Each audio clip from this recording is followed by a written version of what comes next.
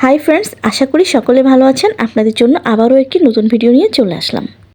আজ আমি শিং মাছ খুব সহজে কেটে ধুয়ে পরিষ্কার করার খুব সহজ একটা পদ্ধতি আপনাদের সাথে শেয়ার করব। আমরা সবাই কম বেশি শিং মাছ খেতে পছন্দ করি, কিন্তু শিং মাছ কাটা ধোয়া করতে যাদের সমস্যা মনে হয় তাদের জন্য আজকের ভিডিওটি। আমি শিং মাছের মধ্যে কিছুটা লবণ দিয়ে দিয়েছি, এতে খুব সহজে শিং মাছগুলো মরে যাবে। শিং মাছ জ্যান্ত থাকা অবস্থায় ধরাটা একটু ডিফিকাল্ট, কারণ এই মাছগুলো খুব সহজেই কাটা ফুটিয়ে দিতে পারে। তাই আগে থেকে লবণ দিয়ে শিং মাছগুলো মারতে হবে, এতে খুব সহজেই মাছগুলো ধরে কাটা যাবে। শিং মাছগুলো অনেকটাই পিচ্ছিল হয়, এই জন্য আমি এখানে কিছুটা ছাই নিয়েছি। ছাই দিয়ে শিং মাছগুলোকে কেটে নেব। ছাই ছাড়া শিং মাছ কাটা একটু ডিফিকাল্ট।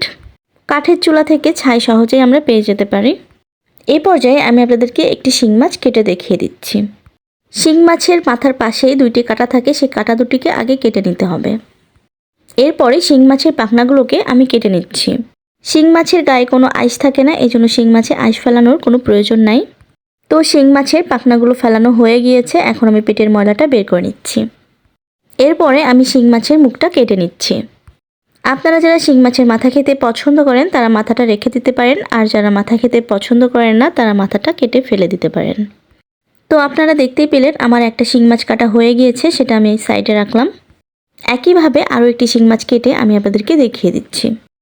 আগে আমি নিজেও শিং মাছ কাটতে জানতাম না, আমি আমার শাশুড়ি মার কাছ থেকে শিখিয়ে নিয়েছি। এখন আমি শিং মাছটা খুব সহজেই কাটতে পারি। তো আপনারা যারা আমার ভিডিওটি ইউটিউব থেকে দেখছেন তারা আমার চ্যানেলটাকে সাবস্ক্রাইব করবেন, আর যারা ফেসবুক থেকে দেখছেন আমার চ্যানেলটাকে ফলো করে আমার চ্যানেলের সাথেই থাকবেন। তো একই প্রসেসে আমি সবগুলো মাছ একসঙ্গে কেটে নিয়েছি। এ পর্যায়ে মাছটাকে পরিষ্কার করে ধবধবে সাদা বানাতে হবে। মাছের ভেতরে দিয়ে দিচ্ছি কিছুটা ছাই।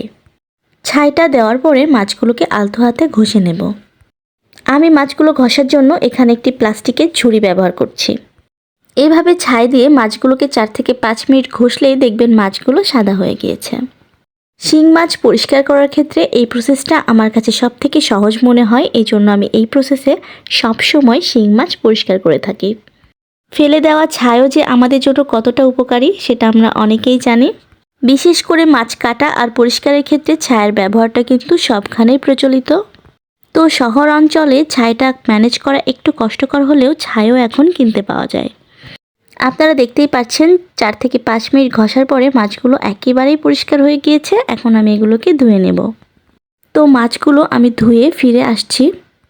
আপনারা নিজেরাই দেখতে পাচ্ছেন, আমি আর কি বলবো, মাছগুলো কতটা সুন্দরভাবেই পরিষ্কার হয়েছে। তো আপনারা যারা শিং মাছ কাটা ধোয়া ঝামেলা মনে করেন তারা এভাবেই পরিষ্কার করে নেবেন।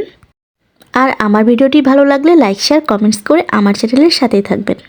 আজ এই পর্যন্ত, সবাই ভালো থাকবেন। Thank you everyone.